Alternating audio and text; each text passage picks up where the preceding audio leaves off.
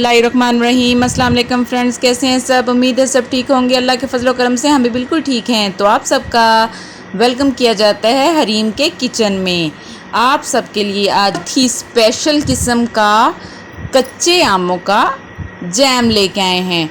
ये जैम आप घर में बना के खाएं तो आप बाज़ार का जैम बिल्कुल भूल जाएंगे। बहुत ही मज़ेदार किस्म का और हाइजेनिक जैम घर में बना के टोस्ट और सैंडविच और बच्चों को ब्रेड के ऊपर लगा के और पराठे के ऊपर लगा के बच्चों को खिलाएं। बच्चे बहुत शौक़ से खाते हैं। इसके लिए हमने आधा किलो आम लिए हैं, कच्चे आम लिए हैं, कैरियाँ ली हैं और इसको ऊपर से धो के अच्छे से तो छील लिया है। छील के सारे आम उसके बाद हम इसके छोटे छोटे पीसेस कर लेते हैं। बहुत ही मज़ेदार किस्म का घर में जैम रेडी हो जाएगा। बाहर का जो जैम आप खाते हैं वो पता नहीं होता किस तरह बना होता है। कोई किस तरह की वीडियो आती है कि ये इसमें ये गंदी चीज़ें इस्तेमाल हुई हैं। तो आप घर में ही बनाएं और इन्जॉय करें।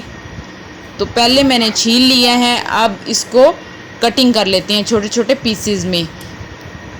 छोटे छोटे पीसेस में कटिंग करके, ये थोड़े से ज़्यादा हैं तो मैंने 4 आम काट लिए हैं और 2 रहने दिए हैं। अब जो छोटे 4 आमों का, 4 कच्चे आमों का, कैरियों का जैम बनाना आपको सिखाते हैं। इतने इतने पीसेस में मैंने काट लिए हैं। उसके बाद हम इसे पानी में बॉईल करेंगे थोड़ा सा। बहुत इजीली बन जाएगा, कोई ज़्यादा इसमें मसला नहीं होगा, बहुत आसानी से बन जाएगा और बहुत मज़े का बनेगा।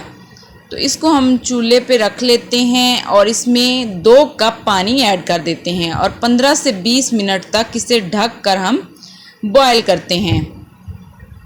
2 कप के करीब इसमें मैंने पानी ऐड कर दिया है और चूल्हा जला के तो इसको 10 से 15 मिनट हम बॉयल कर लेते हैं।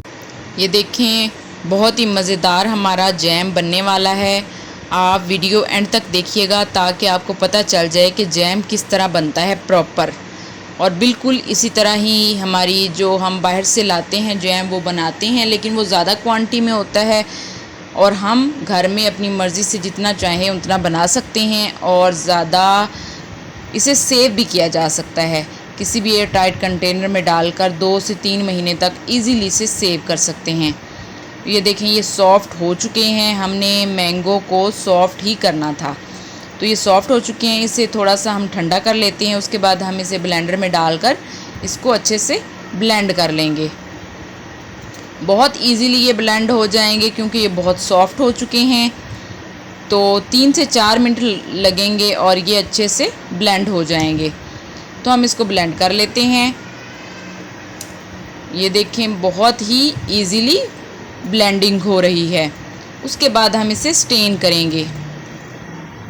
इसे स्टेन करके इससे जो अंदर कोई पीसीज हों या कोई थोड़ी बहुत चीज़ हो तो वो स्टेनर से निकल जाएगी। तो बहुत स्मूथ किस्म का हमारा जो है पेस्ट वो रेडी हो जाएगा। तो ये देखें, बहुत ही स्मूथ किस्म का पेस्ट हमारा निकल आया है। अब इसमें हम 1 कप चीनी ऐड करेंगे। आप इससे थोड़ी सी ज़्यादा भी ऐड कर सकते हैं अगर आपने खट्टा ज़्यादा नहीं रखना तो। अगर थोड़ा सा खट्टा ज़्यादा रखना है तो इससे कम भी यूज़ कर सकते हैं। इसको हम मिक्स करेंगे चीनी को अच्छी तरह और अब हमने इसे पकाना है। जितना अच्छा हमारा जैम पकेगा उतना ही अच्छा उसका टेस्ट बनेगा।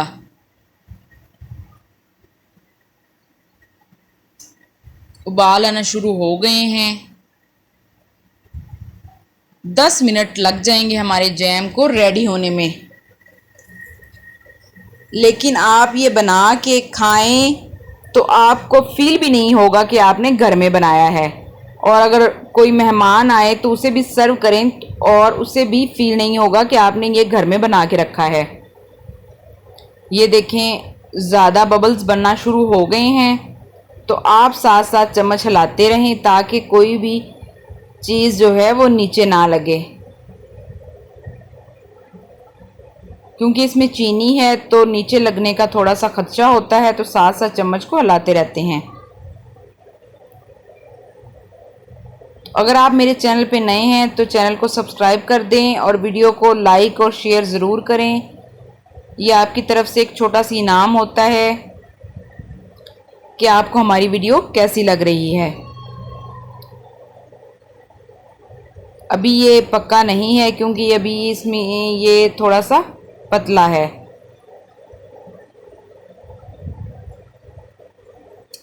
माशाल्लाह से बहुत ही अच्छा हमारा जैम बनेगा।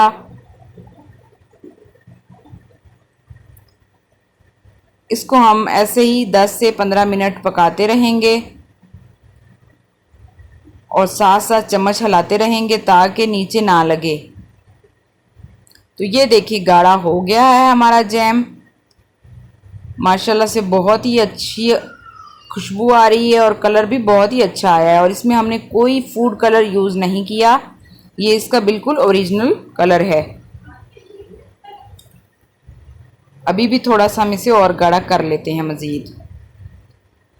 तो ये देखिए ये बिल्कुल अच्छी क्वालिटी का हमारा जैम रेडी हो चुका है। अब इसको बंद कर देते हैं। ये देखिए इतना ही हमें थिक चाहिए।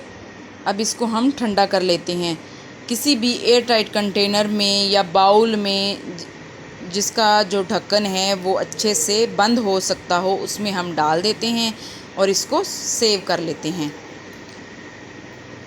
ये देखें इतना गाढ़ा होगा तो थोड़ा सा ठंडा होने पे ये बिल्कुल हमारे अच्छे जैम की शक्ल में आ जाएगा। तो इससे 15 से 20 मिनट मैंने फ्रिज में रखा है। तो ये देखें माशाल्लाह से बहुत ही अच्छा जम गया है और इसी तरह का हमें चाहिए था। माशाल्लाह से बहुत ही अच्छा बना है।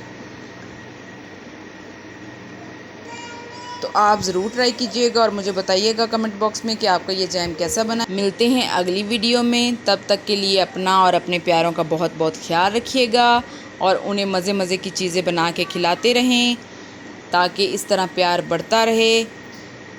तो मिलते हैं अगली वीडियो में, तब तक के लिए अल्लाह हाफिज़, फ़ी अमान अल्लाह।